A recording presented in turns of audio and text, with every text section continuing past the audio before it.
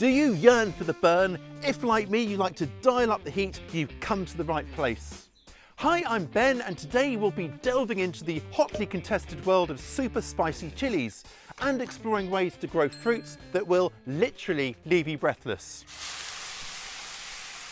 We all know that chili peppers vary in heat, from playful pimentos to positively painful chili peppers such as the rather threateningly named Carolina Reaper. But did you know that just like air temperature, there's a scale to measure the heat level of chili peppers? It starts at 0, that would be for a sweet bell pepper with no heat at all, and it goes all the way to 15 million for pure capsaicin, that's the compound behind the heat. So let's look at some of the more popular chili peppers and where they rank on this scale. These pimentos start at around 300 Scoville units, while Anaheim peppers register 1,500. Some of our most popular hot chili sauces come in next. Sriracha at around 2,200 units and Tabasco at 3,500. Jalapenos register a cool 5,250 units, Serrano peppers 16,500, while the Thai chili or bird's eye chili ratchets up the heat to 75,000. Okay, so now it's time to buckle down for our hot list, the exclusive club, the Spicy Elite. Coming in at 225,000 Scoville units, it's the Scotch bonnet, while habaneros register up to a tread with care 445,000.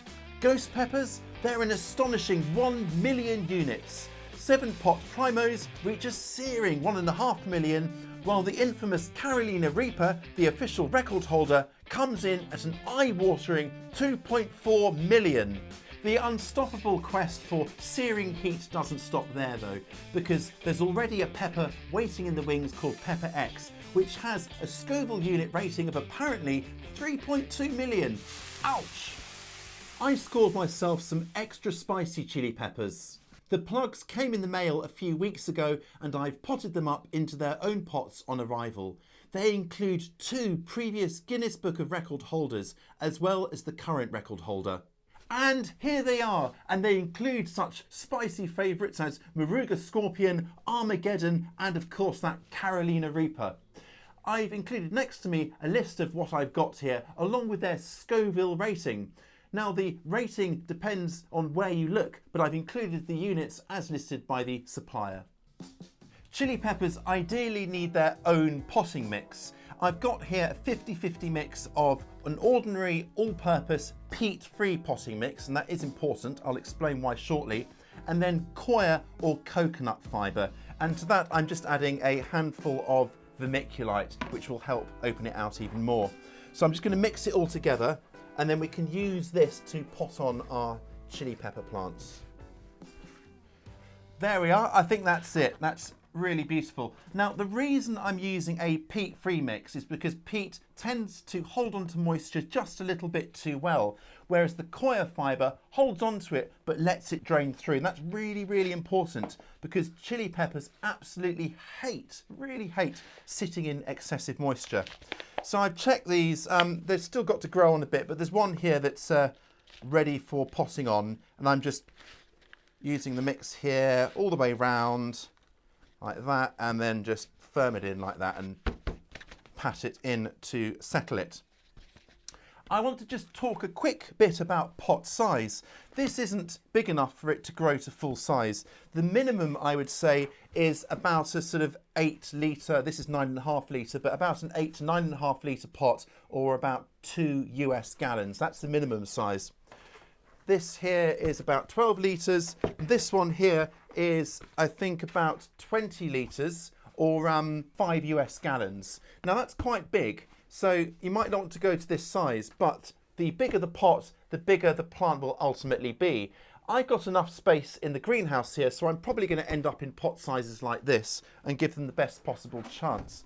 You may wonder why I'm bothering growing my chili peppers in containers when I can just plant them outside. Well, in my climate it's just a little bit too cool, so by having them in containers I can keep them under cover to really maximise warmth.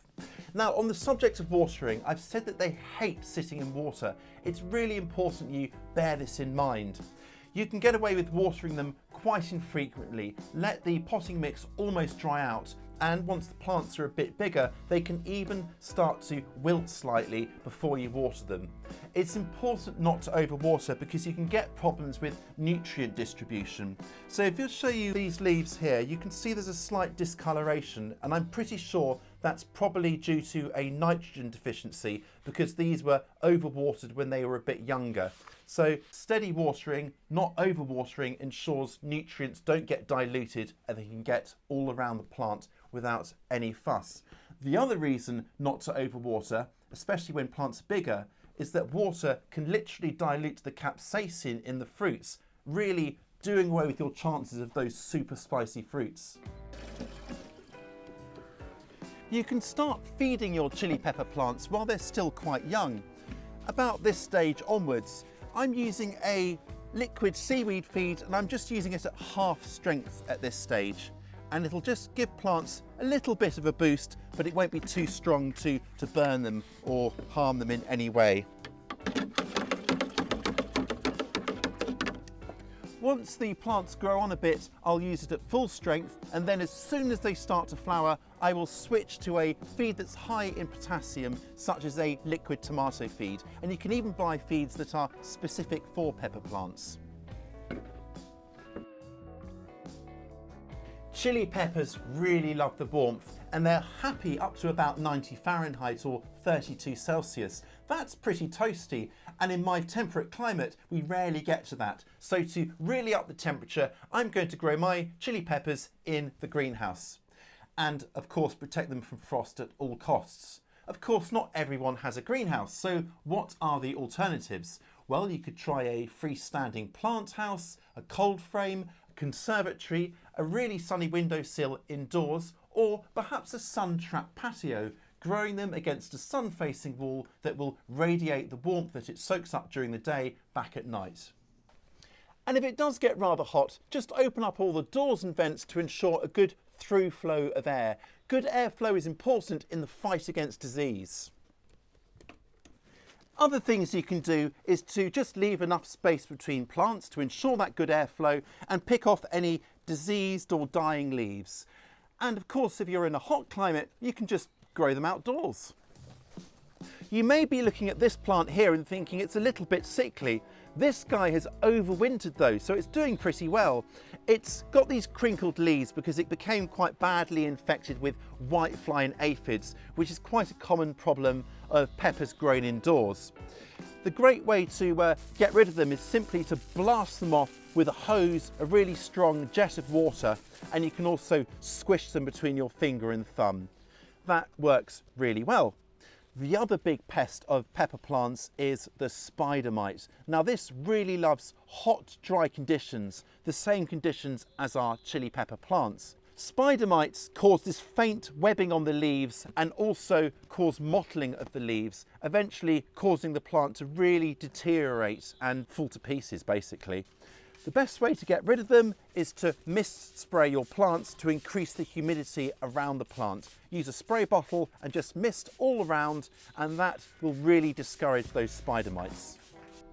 On the topic of pests, do be sure to check over your plants regularly and meticulously, checking the bottom and the tops of the leaves for any signs of pests.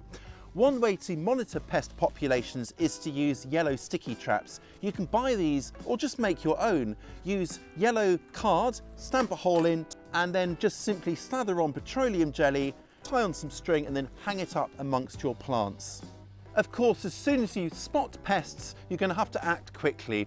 One way to help with all of this is to attract their natural predators into your greenhouse or into your garden. Things like parasitic wasps and ladybugs or ladybirds. There are flowers you can plant to attract these predators, and we've done a video on ladybugs specifically, and I'll pop a link to that in the video description below. Harvest your chili peppers once they're fully ripe and have taken on their full colour. It's at this point that they will be at their spiciest. When you're harvesting, be sure to cut them off rather than tugging them off so you don't damage the plant. And wear gloves, or at least avoid touching your eyes, otherwise you really will regret it, believe me. Any excess chilies can always be dried, or just give it away now. I can't wait to try these chilies. I've grown hot chilies before, but I'm really going for it this year with these record-breaking varieties. If you have a tip for growing super spicy chilies, please do share it in the comments below. And if you're growing them this summer, then let me know what varieties you're trying. Is it something mildly spicy or something head-blowingly hot? Let me know. Next time we'll be planting out the rest of my summer staples, and for me that really represents the true start of summer. I'd love you to join me for that, so do check back next week or subscribe and turn on notifications. I'll catch you next time.